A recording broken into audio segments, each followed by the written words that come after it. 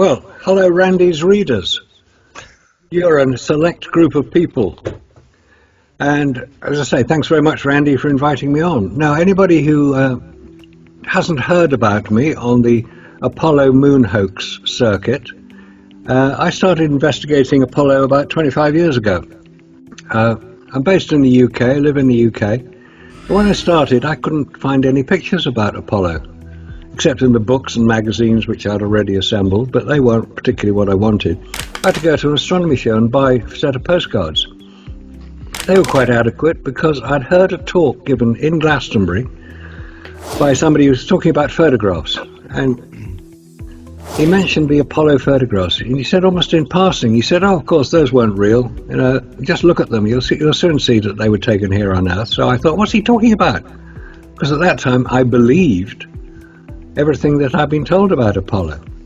Anyway, I went out and got some photographs and looked at them, and having trained as a photographer in London in the 60s, I knew what photographs should and shouldn't look like and what film could and couldn't record. And the more I looked at these Apollo photographs, I realized there was a major problem. And so I started investigating it in more detail, and then I discovered, of course, there were not just problems with the lighting on the photographs, but the camera that was used, the Hasselblad camera, had no viewfinder, it was manual control. Now this all may sound very 20th century to people who are not familiar with a film camera, because that's what we're talking about, film camera. We're not talking about digital cameras, they hadn't been invented back then. So I thought, well, let's just have a look and see if I can prove this chap wrong when he says the photographs weren't taken on Earth. But 25 years later, I'm still trying to find out what actually happened. I think we've gone a long way down the road to discovering what actually happened, and Randy's done a great job on writing about it, especially his new book. That's even better. So, having looked at the photographs, having decided that yes, there was a problem, I then looked into more detail about Apollo and found out it wasn't just the photographs, but how on earth did they take the photographs? Because then I discovered about the radiation, the Van Allen radiation belts all around Earth. I knew enough about photographic film to know that radiation can affect photographic film. I thought, well, why weren't they damaged by it? Were they protected? No, they weren't. So the more I discovered, the more I researched it, and the more I got intrigued by this idea that what everybody believed is that Apollo landed 12 astronauts on the lunar surface in 6 missions. 9 missions went to the moon. 3 of them didn't land, Apollo 8, 10 and 13. But we're told that 12 astronauts walked on the lunar surface. And I thought, well, okay, how did they do that? What did NASA have to do to provide the astronauts with to protect them? Because obviously the moon, there's no atmosphere, there's no protection from the sun. You're either in high temperatures or in low temperatures. So what protection was offered? None. So the more I discovered about this, the more I became aware that the Apollo missions were more than likely to have been fabricated. Now, as to why they might have been fabricated, that's a different story, but it's to do with political influence and the Cold War at the time. If you recall, late 60s, early 70s, America was involved in not only the Cold War, but the space race and the Vietnam War. So they had to have something that was going to go well for them. And the Apollo landings were the obvious answer. And that is really what it all began, where it all began. Because if they were not as portrayed by NASA, and NASA are forever telling us how they did it, they're always producing, on every anniversary imaginable, they're producing yet another set of wonderful pictures of how we landed men on the moon. The 50th anniversary has just occurred. 2019, the 50th anniversary of the landing of Apollo 11. Next year it'll be the 50th anniversary of the landing of Apollo 17. And then we might get a bit of a respite when they decide to go back to the moon. If they didn't go in the first place, how are they going to get back? Well, just use the technology they used back in the 60s. That should work. Worked then. No, won't work. So they will be followed very closely by people like yourself, like Randy, like many other people around the world who are intrigued by the whole Apollo question as to did they actually do what they said they would do. And for 25 years I've been researching it, examining it, giving talks on it, interviews on it. I've been on television in the UK, in the US, in Israel, in Germany, in France, in Russia. They're fascinated by it over in Russia. Of course, they don't believe it happened. Going along with the old Cold War thing, that they would disagree with anything America did. No, they've examined the Apollo record, because now researchers in Russia have unlimited access to the Apollo archives. They've examined it and come to the conclusion that not only were the rockets unlikely to have achieved what we were told they did, but that the Russians were quite open about why they didn't go to the moon. Because they actually had a rocket, it was called the N-1. That was the Russian or Soviet Union's rocket to go to the moon. And they had a capsule to do it in. It was all set up, they had astronauts trained for it. But they said, no, we're not going to send men to the moon until we can ensure their safe return. So they obviously knew there was a problem. Getting to the moon actually isn't that difficult. It's been done for a long time. The Soviet Union were the first to do it in 1959 with an unmanned craft. Other people have done it. The Americans have done several unmanned crafts. So getting to the moon isn't a problem. The real problem is getting humans back again alive on television. Because America made probably the most silly mistake they could have done by saying they would broadcast the whole event live on television. Yes, how was that going to work? Assuming that you can broadcast from the moon on live television, which is highly unlikely, in fact it's impossible, for technical reasons, anybody who's an electronics engineer will be able to work out how you can transmit live television signals from the lunar surface to Earth. When the moon is rotating, the Earth is rotating, both are moving in relation to each other. Unless you've got direct line of sight, you're not going to get your pictures. Yeah. Which is what you have to do here on Earth. You have line of sight for transmission. And they couldn't have line of sight because they didn't know the rotation. Anyway, aside from that, so why did they make the stupid mistake of saying they're going to do it live on television? Because they wanted the world to see what they were going to do. So how were they going to ensure that no untoward events occurred live on television? They'd fake it. Yeah. Now, I've seen gorillas climb the Empire State Building in King Kong, 80-foot gorillas. I've seen kids being chased around kitchens in Jurassic Park by dinosaurs. Is that real? No, of course it's not real. Yeah. It's the film industry at its finest. Yeah. I've seen men walk on the moon. Is that real? Now, can you prove it's real if you say that it is? Can you prove it?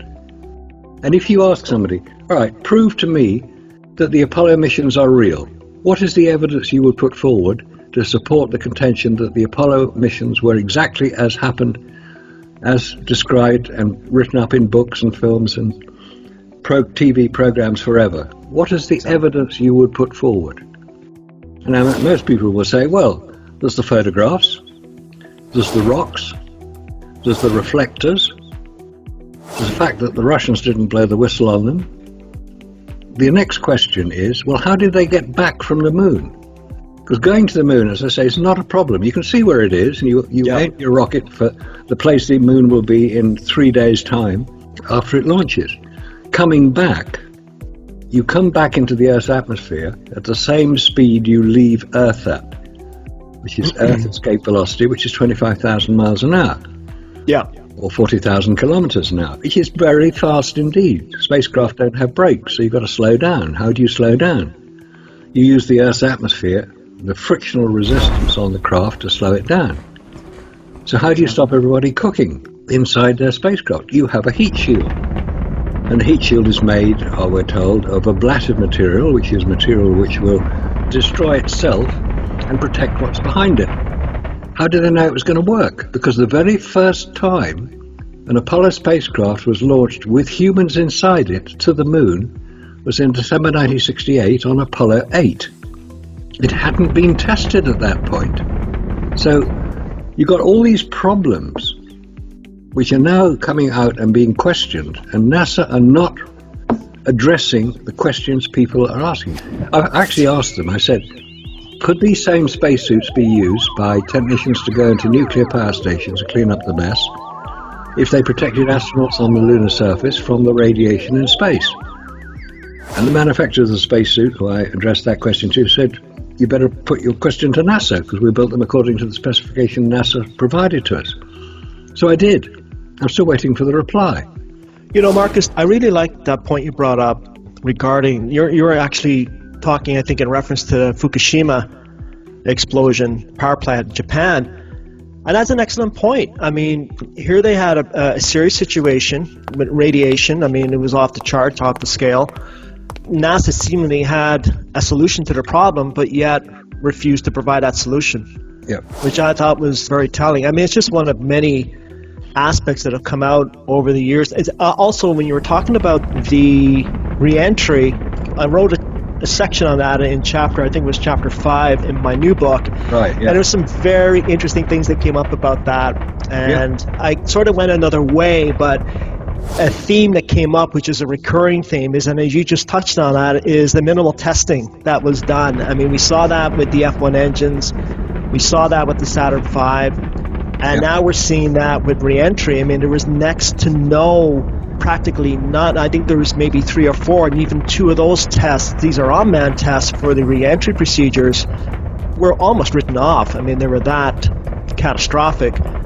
And yet then it's ended up Apollo 8, of course, the first manned mission of the Saturn V. And everything just worked perfectly. I mean, it's just amazing. Well, they told us it worked perfectly. Yeah. Which, of course, is what one has to preface this is, because it's very easy to take NASA's story, because it's NASA, National Aeronautics and Space Administration, venerable institution. They obviously tell the truth. That's their purpose. They're a scientific organization. And science is about a search for the truth. So NASA wouldn't lie, would they? Of course not. We all know that. Of course they wouldn't lie. Well, NASA may not lie, but there are plenty of people around who will do it on their behalf if asked. Yes, and that's true. And I'm sure, Marcus, that you've had many examples and many situations and scenarios where you've come across people that are lying on behalf of NASA. And I just walked into this 2 years ago. I remember you said something 2.5 years ago when I published my first book, that a whole new world is going to open up, and it did. And it's been a very interesting couple of years in terms of the NASA propaganda, the lies, the people coming forward to defend NASA. It's been very interesting.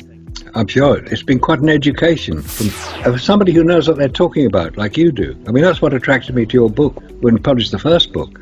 Your previous life as a flight instructor implied to me that you knew about navigation over distance, which is what we're talking about with Apollo, navigation over distance. And your bemusement at how on earth they managed to do it, given the equipment they had, lining up those grids in the lunar module window. That's actually what attracted me to this in the first place, was that actual scenario and Apollo 13, and that's what attracted me. I remember that was about 25 years ago, until I think it was Commander Jim Lovell was talking about after they came around the back of the moon, where they're going to use the moon as a gravity assist, a slingshot maneuver. The new generation, not familiar with that, Apollo 13 supposedly had an accident on the way to the moon, and they were using the lunar module's propulsion system to get them back to Earth. They had to continue on and use the moon as a gravity assist to shoot them back to Earth. But when they came around the other side of the moon, they had to aim the ship properly to reach that narrow corridor, as you were talking about earlier, for that narrow entry into the Earth's atmosphere. And you have a really excellent description. Well, you used a really good analogy. Okay. If we look at returning from the moon, you're traveling at 25,000 miles an hour. Very fast indeed. You've got to slow down. You mentioned the particular window. It's 20 miles wide and 7 miles deep. So it's a relatively small window. Now, if you scale that down, coming from the moon, that is the equivalent of you standing at the top of the Empire State Building in New York with a 1-inch ball bearing, dropping it, and me at the bottom of the Empire State Building holding a 3-inch diameter bowl and catching that ball bearing 7 times in a row. Now, how many people who go to Las Vegas can throw 6 sixes in a row? The odds are hundreds of thousands to 1 against, millions to 1 against. It is virtually impossible.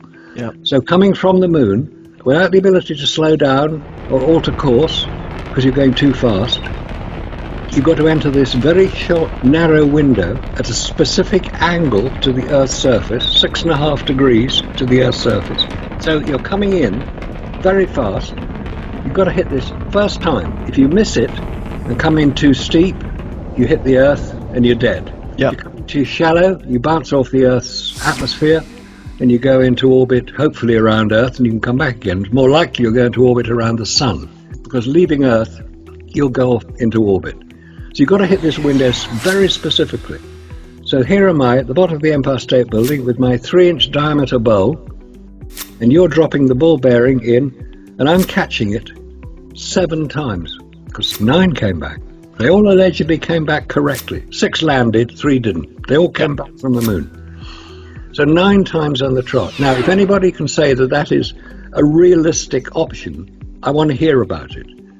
Because, as I say many times, I want somebody to prove me wrong when I say no humans have ever walked on the lunar surface.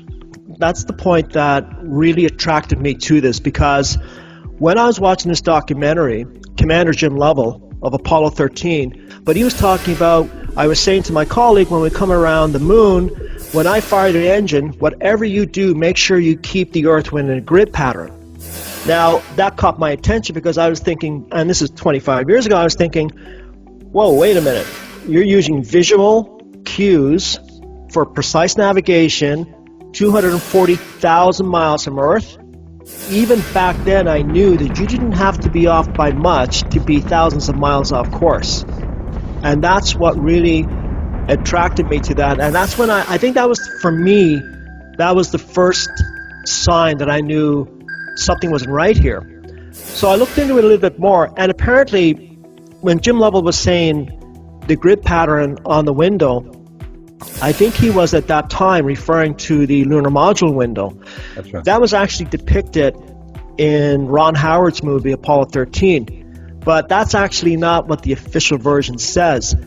Ron Howard depicted it as keeping the Earth within a grid pattern in the lunar module window for optics, for theatrics. It was actually, that wouldn't have worked if going by the official version, because the ship would be perpendicular to the Earth on its plane from the moon.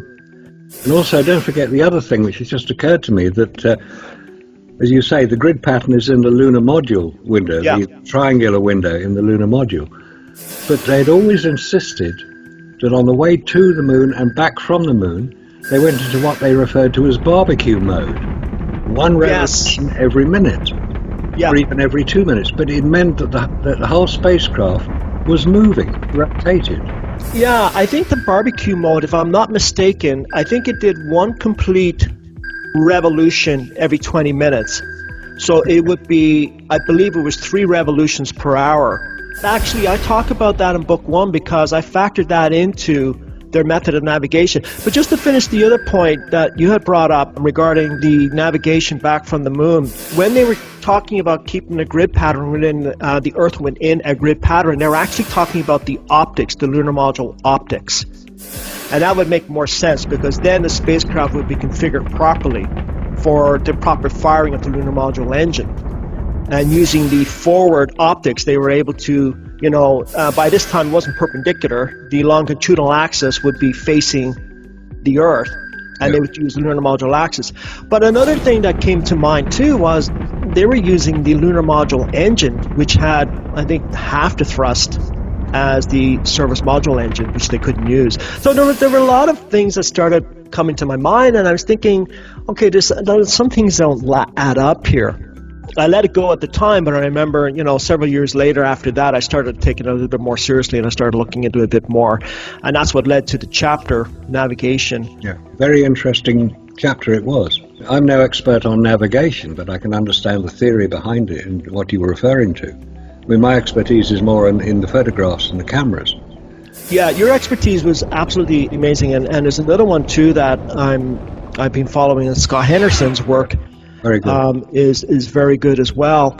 And I more or less stayed away from that subject in book 1 because you have done some very good work along with Scott Henderson And of course, Robert Williams is doing some good work on that now on his YouTube channel. Yeah. But I stayed away from that in book one because a lot of that work, as I said, had been done and is still continuing to be done. I wanted to focus on other aspects of it, so I stuck more with the technological aspects of the Apollo missions. And I'm not saying that being a pilot makes me an expert, and this is, I've sort of been accused of that, and no one's an expert. I'm a strong believer that anybody with average intelligence or more can cipher through this information for themselves. Exactly. And what I've noticed in a lot of my research is that these documents and technical manuals are written purposely to confuse people. Yeah.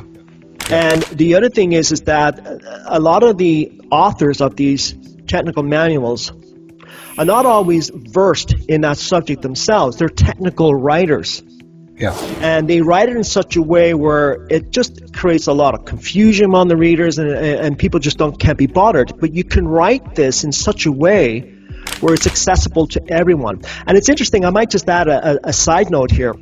There's a law firm in the United States, and they're trying to start a movement to start writing legal documents in plain English. All right. Yeah. And that makes a lot of sense to me because not everybody has a law degree. Not everybody has an engineering degree, right? Not everybody has a finance degree. So, we all have our respective disciplines in life. Yeah. Right? So most people, their average intelligence can access this information for themselves and understand it. Yeah. It's basically logical thinking, which most people, if they are interested in a particular subject, they can think it through. They can say, well, if that happens, what effect is it going to have on that? Or if that happens, how will that result?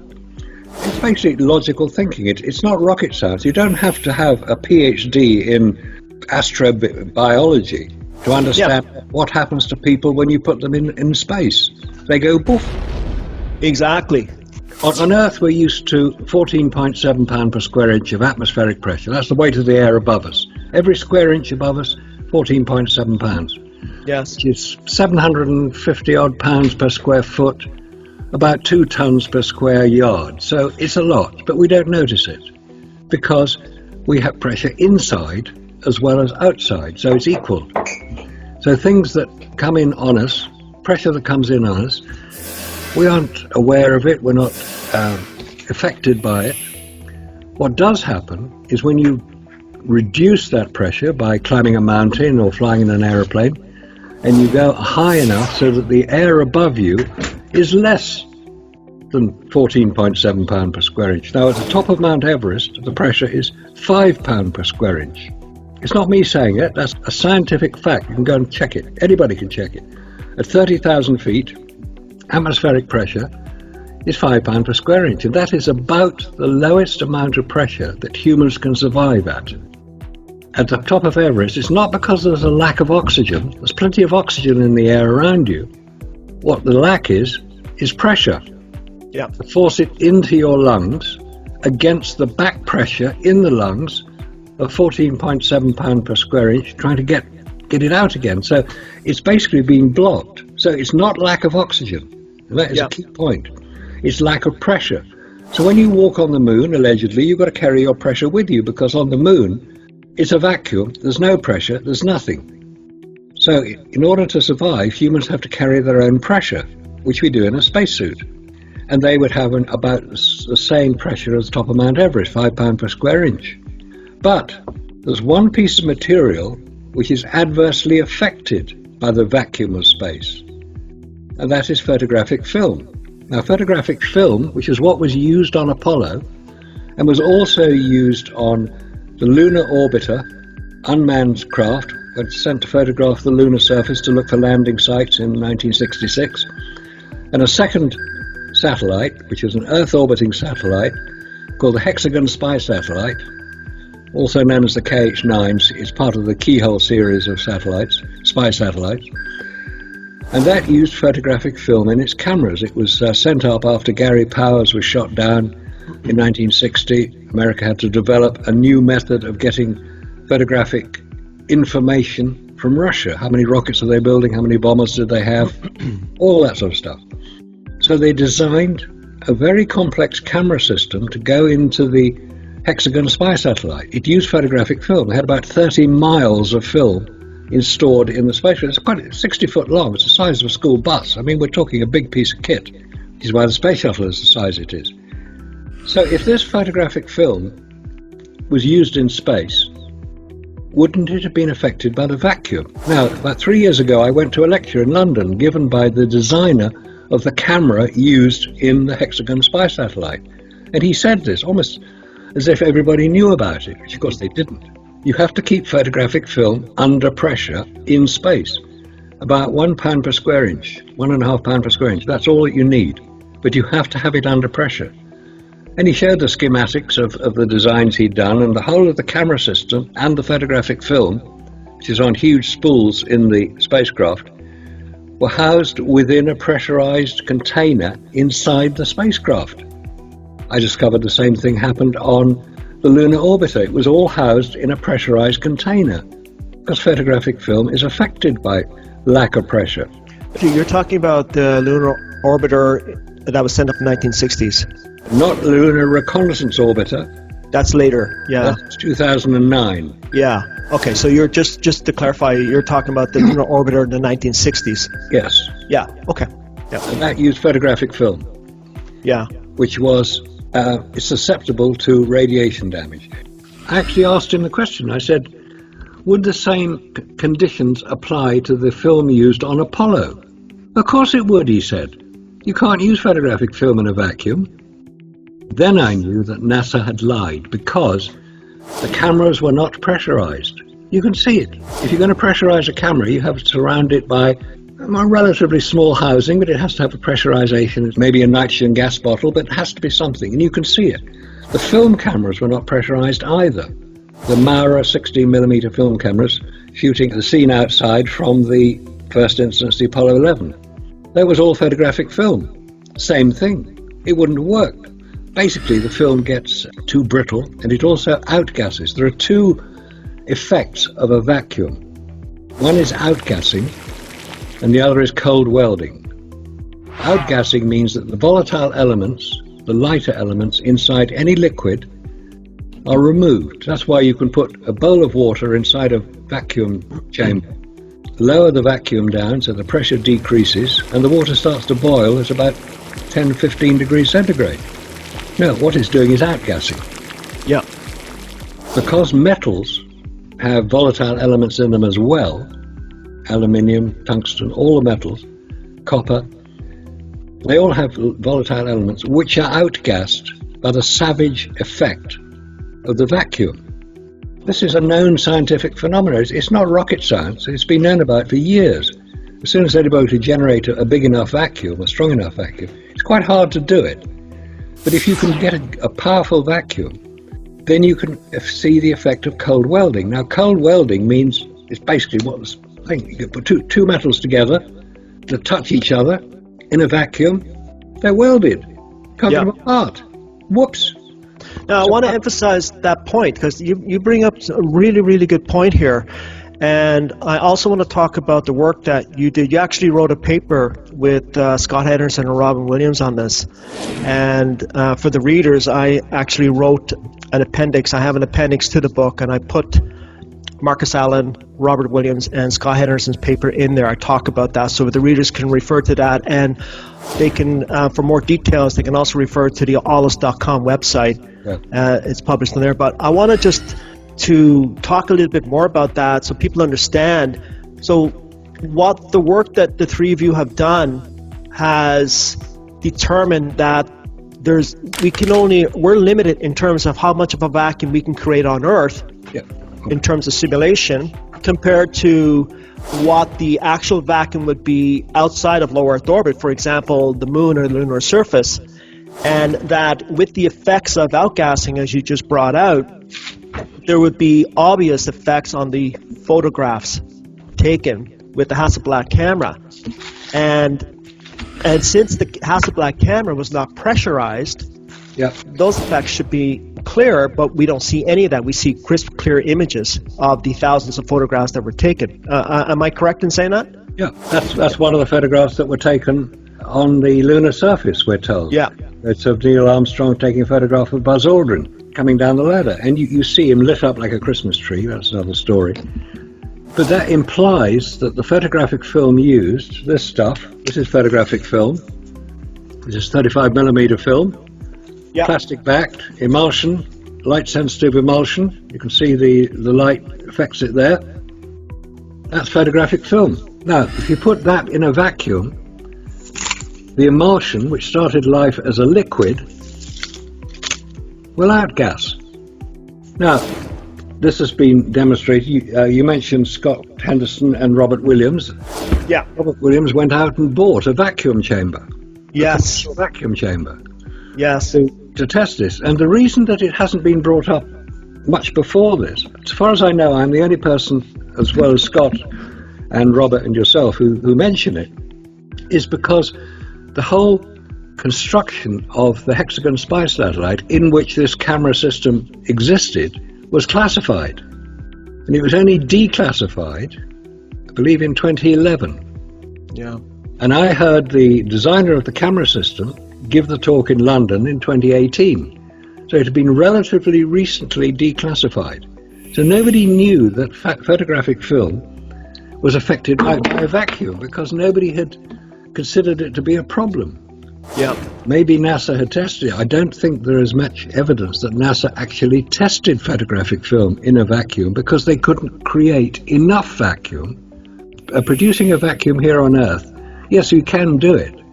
Now, a bit of technical information. Vacuum is measured in what's called torr, T-O-R-R, named after Evangelisco Torricelli, who was an Italian scientist who developed the barometer back in the 17th century.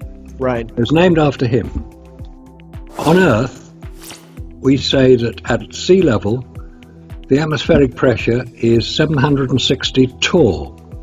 It's the equivalent of the mercury, the level of mercury that is measured in barometers, hence the name. As you go higher and higher and higher, you get less and less pressure until you get 0 torr, which is few tens of thousands of feet above the Earth's surface. When you get to the International Space Station, it's torr 10 to the minus 3, i.e. 1,000th of the amount of 1 torr. When you get to the Moon, because the pressure can only be created by something in space, some matter in space, you get to the Moon, it's torr 10 to the minus 12, and that is virtually unmeasurable. Yeah. It is so small. It's a logarithmic scale, not to be confused with a linear scale. The two are very different means of measuring the same thing. Right. But one measures much larger amounts. So, torr 10 to the minus 12, that is a savage vacuum which will kill any human who comes into contact with it. By the sheer expedient of forcing the pressure in his body out, so he basically suffocates.